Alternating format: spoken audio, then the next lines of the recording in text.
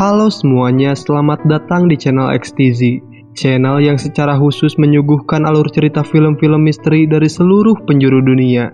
Hari ini saya akan membahas alur cerita dari film drama action Jepang yang berjudul Inuyashiki. Perhatian untuk semuanya, ini adalah video spoiler, dan bagi yang ingin melanjutkan, selamat menonton. Film dibuka dengan memperlihatkan seorang pria yang bernama Ichiro Inuyashiki. Dia adalah seorang bapak-bapak biasa yang mencoba untuk membahagiakan keluarganya. Tapi di sini, keluarganya hanya memandang sebelah mata semua usahanya dan seringkali menganggapnya tidak ada.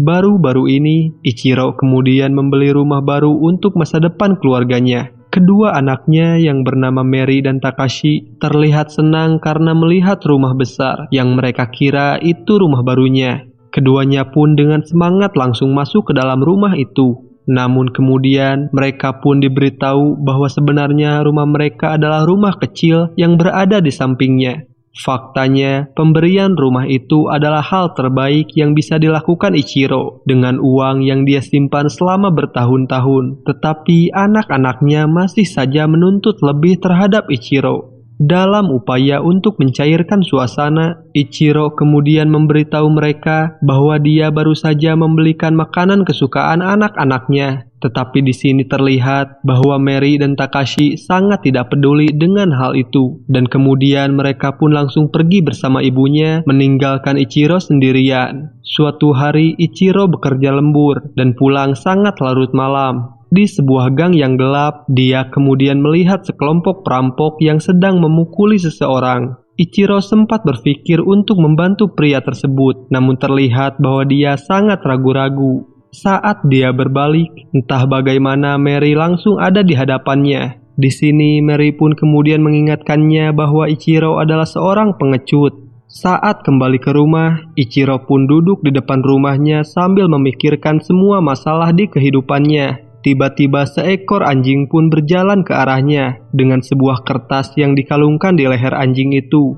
Isi kertas itu menyebutkan bahwa anjing itu bernama Hanako dan kemudian meminta siapapun yang membacanya untuk merawat Hanako. Ichiro pun terlihat sangat iba melihat anjing itu. Tetapi di sini, istrinya malah meminta Ichiro untuk membuang anjing itu. Istrinya kemudian menyerahkan rekaman medis milik Ichiro yang mengatakan bahwa dia harus melakukan satu pemeriksaan lagi. Keesokan harinya, Ichiro pun pergi ke rumah sakit dan mengetahui bahwa dia didiagnosa memiliki penyakit kanker stadium 3 dan ternyata penyakit ini telah menyebar ke seluruh tubuhnya sehingga dia hanya memiliki waktu beberapa bulan lagi untuk bertahan hidup. Ichiro kemudian menelepon istrinya, tapi di sini istrinya pun malah mematikan teleponnya sebelum Ichiro bisa memberitahu akan kabar tentang penyakitnya itu. Sementara kedua anaknya bahkan tidak menjawab panggilannya sama sekali. Kemudian Ichiro pun mengajak Hanako untuk pergi jalan-jalan. Dia pun bertanya kepada anjing itu, apakah keluarganya akan menangis jika mereka mengetahui penyakit kanker yang dideritanya. Dengan berat hati, Ichiro kemudian meninggalkan Hanako di pinggir jalan sambil berlari ke area taman. Tapi di sini, Hanako masih saja terus mengikutinya. Ichiro pun lalu menangis ketika dia menyadari hanya Hanako lah satu-satunya yang peduli kepada dirinya. Sambil menangis, dia pun lalu meminta maaf kepada Hanako. Beberapa detik kemudian, dia juga melihat pria lain yang sedang duduk tidak jauh dari tempatnya. Dan tiba-tiba Ichiro melihat cahaya terang di langit dan seakan-akan terus membesar. Dan sesuatu yang besar itu pun jatuh dari langit dan langsung menimpa Ichiro dan satu pria di dekatnya itu. Keesokan harinya, Ichiro pun lalu terbangun di taman, tepat di tempat di mana ia tidak sadarkan diri semalaman. Terlihat juga Hanako yang berlari ke arahnya. Ichiro lalu mengambil kacamatanya, tapi dia tetap saja tidak bisa melihat dengan jelas. Karena tidak tahu harus berbuat apa, dia pun kembali melanjutkan harinya seperti biasa. Saat di rumah, tiba-tiba tangannya berubah menjadi alat mirip senjata dan lalu mulutnya juga memuntahkan sarapan yang baru saja dimakannya. Ichiro pun bahkan tambah kaget ketika melihat kepalanya yang terbelah dan memperlihatkan sistem robot di dalamnya. Satu demi satu, Seluruh tubuhnya pun kini telah berubah menjadi mesin. Di sini ternyata benda aneh dari langit itu telah menghilangkan nyawa Ichiro tadi malam. Hal ini ternyata merupakan kesalahan dari alien yang menerbangkan objek tersebut. Jadi mereka pun menghidupkannya kembali sebagai robot yang memiliki emosi seperti manusia.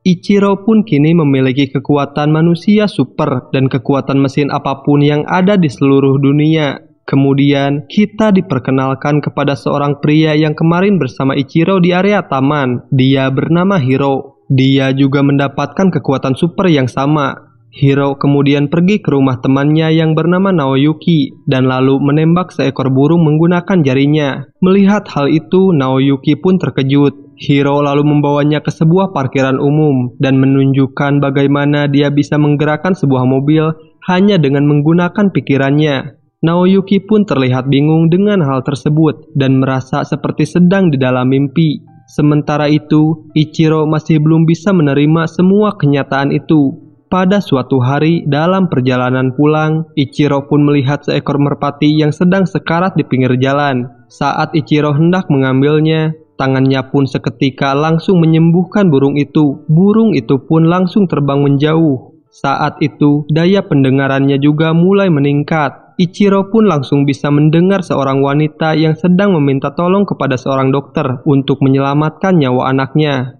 Ichiro pun langsung mengikuti sumber suara itu dan lalu melihat seorang anak yang sedang koma di rumah sakit. Saat Ichiro menyentuh wajahnya, anak itu pun terlihat mulai sembuh persis seperti apa yang dia lakukan kepada merpati sebelumnya. Ichiro pun kemudian memberitahu anak itu bahwa dia telah pulih dan akan segera pulang ke rumahnya dengan bahagia. Keesokan harinya, Naoyuki terlihat sedang dibuli oleh teman-teman sekelasnya. Melihat hal itu, Hiro pun turun tangan dan mencoba untuk menghabisi si pembuli itu. Namun untung saja, Naoyuki pun langsung menghentikannya. Di sini, Naoyuki pun sadar bahwa kekuatan yang dimiliki Ichiro itu telah membuatnya melakukan kekerasan. Oleh karena itu, Naoyuki pun menjadi ketakutan. Kemudian, kita diperkenalkan kepada seorang gadis yang diam-diam menyukai Hiro. Dia bernama Shion. Di hari itu juga, Shion kemudian mengungkapkan perasaannya kepada Hiro. Mendengar hal itu, Hiro pun lantas terkejut. Kita juga diperkenalkan kepada orang tua Hiro yang merupakan seorang pelayan di sebuah restoran. Diketahui ayahnya adalah seorang yang kaya raya.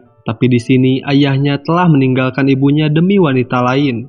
Hiro sebenarnya sangat tidak menyukai ayahnya. Namun Hiro pun tetap menemui kedua orang tuanya. Terlihat bahwa saudara tiri Hiro sangat menyukainya dan selalu sangat senang ketika bertemu dengan Hiro. Tetapi Hiro tidak pernah menyukai kedua saudara tirinya karena selalu memikirkan nasib ibunya yang malang itu.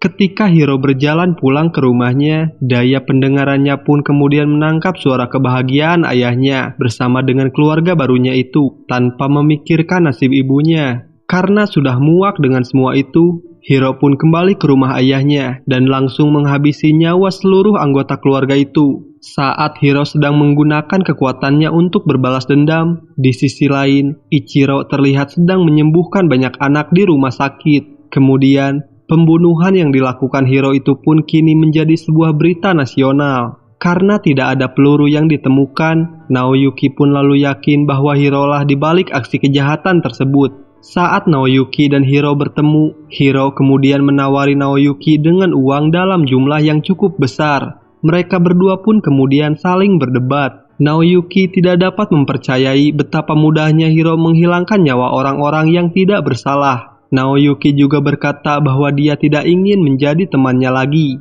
Hiro pun terlihat sangat terpukul dengan keputusan Naoyuki. Saat kembali ke rumah, Hiro pun baru mengetahui bahwa ibunya sedang menderita kanker pankreas. Hiro pun seketika menangis sambil memeluk ibunya. Hiro lalu berjanji kepada ibunya bahwa dia tidak akan membiarkan ibunya untuk menyerah terhadap penyakit tersebut. Sementara itu di rumah Ichiro, anak laki-lakinya dipergoki mencuri uang dari dalam dompet ibunya. Di sisi lain, Mary juga mengatakan bahwa dia tidak ingin melanjutkan kuliahnya. Rumah tangga mereka pun menjadi kacau ketika Ichiro memberitahu keluarganya bahwa dia tidak akan melindungi anggota keluarganya lagi. Mendengar hal itu, semua anggota keluarganya pun hanya bisa tertawa. Mary kemudian memberitahu Ichiro bahwa Takeshi baru saja dibully di sekolahnya, dan ibunya juga berkata bahwa dia berselingkuh dengan seorang pria yang lebih muda. Semua keluarganya pun mengungkapkan bahwa mereka menganggap Ichiro sebagai seorang ayah yang tidak berguna. Malam itu, Ichiro pun menangis di dalam kamarnya. Tiba-tiba Ichiro mendengar suara Naoyuki yang sedang berdoa kepada Tuhannya dan meminta agar Hiro menghentikan semua kejahatannya. Mendengar hal itu, Ichiro pun langsung terbang menemui Naoyuki. Mereka berdua pun kemudian berbincang sebentar. Naoyuki lalu mengetahui bahwa Ichiro dan Hiro telah direformasi melalui suatu bentuk kehidupan yang lebih tinggi. Naoyuki kemudian menawarkan untuk melatih Ichiro agar dia dapat menghentikan Hiro menghilangkan nyawa orang lebih banyak lagi. Meskipun mereka berdua memiliki kekuatan yang sama, namun Hiro dapat menggunakan kemampuannya lebih efisien dibandingkan Ichiro. Keesokan harinya, mereka berdua pun kembali bertemu di sebuah garasi yang terbengkalai, di mana Naoyuki kemudian mengajari Ichiro cara menembak menggunakan jarinya. Setelah mencoba berulang kali, Ichiro akhirnya berhasil, meskipun memerlukan beberapa latihan lagi. Sementara itu, Hiro dan ibunya sedang berada di rumah sakit. Sang dokter lalu memberitahu keduanya bahwa sel kanker di dalam tubuh ibunya telah menghilang. Baik dokter maupun ibunya sama-sama terkejut akan hal tersebut. Dalam perjalanan pulang, 6 orang polisi pun mencegat mereka berdua. Para polisi itu pun berniat untuk menginterogasi Hiro tentang kasus kejahatannya yang sedang beredar tersebut. Saat ibunya bertanya kepada para polisi tentang apa yang telah dilakukan anaknya, Hiro pun seketika melarikan diri. Para polisi pun sempat menangkapnya, namun kemudian Hiro pun berhasil melepaskan diri berkat kekuatannya. Akhirnya, Hiro pun menembak ketiga polisi tersebut. Kini jelas para polisi pun mengetahui bahwa Hiro adalah orang di balik semua kejahatan tersebut. Kini fotonya pun tersebar di seluruh wilayah. Keesokan harinya, Shion kemudian menemukan Hiro yang sedang berada di sebuah jembatan dan lalu menawarkan untuk pulang ke rumahnya. Di sini, Shion tidak peduli dengan orang-orang yang telah menjadi korbannya. Dia juga mengizinkan Hiro untuk tetap tinggal di rumahnya selama yang Hiro mau. Shion hanya tinggal berdua bersama neneknya, sehingga memudahkan Hiro untuk bersembunyi di rumah mereka. Sementara itu, Ichiro sudah menguasai teknik menembak dengan jarinya. Seiring berjalannya waktu, mereka pun menyadari bahwa air berperan besar sebagai bahan bakar untuk kekuatan Ichiro. Namun di sini, kekuatannya malah alergi terhadap air soda. Sejak Hiro bersembunyi, pihak media pun mulai menyerang ibunya. Ibunya bahkan mendapat ancaman pembunuhan di internet dan mendapat pelecehan di jalan. Hiro pun kini melihat ibunya di televisi. Hiro pun hanya bisa menangis melihat hal itu. Ketika rasa bersalahnya terlalu berat untuk ibunya tanggung, ibunya pun memutuskan untuk menghilangkan nyawanya sendiri. Hiro pun kemudian mengetahui hal itu melalui saluran berita. Dia kemudian merasa sangat terpukul. Kesedihannya itu pun berubah menjadi amarah. Hiro pun berencana untuk menghilangkan nyawa semua orang yang membicarakan tentang ibunya. Hiro pun lalu baru menyadari bahwa dia dapat menembak bahkan hanya melalui layar komputer.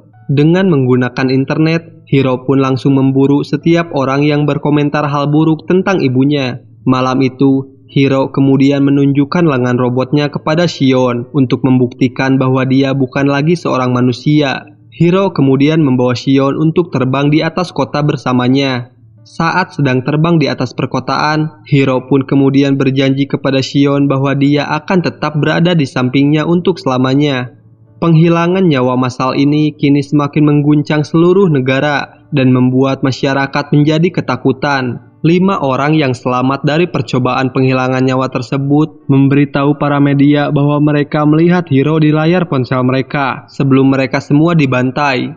Malam itu, Shion sedang berada di dapurnya ketika tiba-tiba sekelompok polisi langsung menembakinya. Hiro pun kemudian membantai mereka semua, tetapi di sini nyawa Shion juga tidak bisa diselamatkan. Rumah itu pun kini dikelilingi oleh para polisi. Setelah kematian Shion, kini Hiro pun tidak punya siapapun lagi untuk bisa diperjuangkan. Isi kepalanya pun kini menjadi mati rasa dan dipenuhi dengan perasaan balas dendam. Dalam hitungan detik, dia pun terbang melalui jendela. Di sini, polisi pun tidak memahami apa yang baru saja terjadi. Di sisi lain, Ichiro pun sangat mengetahui apa yang telah dilakukan Hiro. Ichiro pun lalu meminta keluarganya untuk tidak membuka ponsel mereka dan harus tetap berada di dalam rumah. Namun seperti biasa, keluarganya itu malah tidak memperdulikan perkataannya. Sementara itu, Hiro kemudian meretas semua ponsel dan billboard di seluruh wilayah Jepang. Hiro lalu memberitahu semua orang bahwa dia kini telah menyatakan perang dengan negara Jepang. Kini Hiro pun berencana untuk menghabisi seluruh orang Jepang sampai tidak ada lagi yang tersisa. Setelah pernyataan itu, Hiro pun tidak membuang-buang waktu. Dia pun langsung menembak secara terbuka melalui sebuah billboard. Ratusan orang pun langsung menjadi korban hanya dalam kurun waktu 1 menit, membuat seluruh kota pun kini menjadi kacau balau. Sementara itu, Ichiro dan Naoyuki mengambil alih dan meretas seluruh perangkat komputer dan ponsel. Keduanya pun memberitahu semua orang untuk menjauhi ponsel mereka. Rencana mereka pun berhasil, setelah semua orang yang sadar pun mulai mematikan ponsel mereka masing-masing. Hiro pun akhirnya menyadari bahwa ada orang lain yang sama seperti dirinya, dan memutuskan untuk sedikit mengubah rencananya. Hiro mulai menjatuhkan beberapa rudal secara acak ke seluruh bagian kota. Saat kekacauan semakin memuncak, Ichiro pun mengetahui keberadaan Hiro dan memutuskan untuk langsung mengejarnya. Keduanya pun akhirnya bertatap muka di puncak sebuah gedung pencakar langit. Di sini, awalnya Ichiro mencoba untuk menenangkan Hiro, tetapi Hiro tidak memperdulikannya. Keduanya pun terbang di atas langit kota sambil bertarung. Saat sedang bertarung, rudal yang ditembakkan Hiro telah melukai banyak orang yang tidak bersalah. Salah satunya adalah Mary. Ichiro pun lantas mendengar suara teriakan Mary. Ichiro pun tanpa pikir panjang langsung mencari keberadaan Mary. Setelah pertarungan sengit itu, mereka pun mendarat di atas gedung lain. Sekali lagi, di sini Ichiro meminta Hiro untuk berhenti, tetapi Hiro masih saja menolak. Saat Hiro mencoba untuk meminum air dari botol yang dibawanya, saat itulah Ichiro kemudian menembak botol di tangan Hiro yang ternyata itu adalah air soda. Di sini Hiro tidak mengetahui efek buruk jika dia berani mencoba meminum air sodanya. Hiro pun di saat itu juga langsung meminumnya kembali. Hiro kemudian membombardir Ichiro dengan rudal yang ditembakkannya dari arah langit. Hiro pun hendak membunuh Ichiro dengan tembakan terakhirnya. Tapi di saat itu jugalah air sodanya mulai bereaksi. Kekuatan Hiro pun terlihat mulai melemah. Saat terjatuh dari ketinggian, Hiro pun baru menyadari bahwa dialah penjahat dalam semua kejadian ini. Sementara itu, Ichiro lalu turun untuk menyelamatkan putrinya. Dia kemudian menemukan Mary di tengah-tengah reruntuhan. Ketika Ichiro menyadari bahwa Mary sedang sekarat, dia pun mencoba untuk menyelamatkan nyawa Mary menggunakan kekuatannya. Namun, ketika Hiro sedang bahagia setelah berhasil menyelamatkan Mary, Hiro pun tiba-tiba datang lagi dan langsung menyerang Ichiro. Mary juga tertembak di saat penyerangan itu. Tanpa berbelas kasihan lagi, Hiro pun seketika langsung melempar Mary dari atas gedung. Hal itu pun membuat kemarahan Ichiro semakin berlipat ganda. Di sini, baik Hiro maupun Ichiro terlihat sama-sama saling melompat. Namun kali ini, ternyata kekuatan Ichiro pun lebih besar dari kekuatan Hiro, sampai-sampai lengannya pun patah. Setelah itu, Ichiro kemudian buru-buru menangkap Mary tepat pada waktunya. Nyawa Mary pun akhirnya terselamatkan. Setelah itu, Mary pun menyadari bahwa dia telah salah menilai ayahnya, karena dia sendiri yang menyaksikan bahwa ayahnya telah menyelamatkan banyak nyawa. Seminggu setelah kejadian tersebut, pihak media pun mengumumkan bahwa Hiro telah meninggal dunia. Ichiro pun kini menjadi dihormati di dalam keluarganya, terutama oleh putrinya, Mary.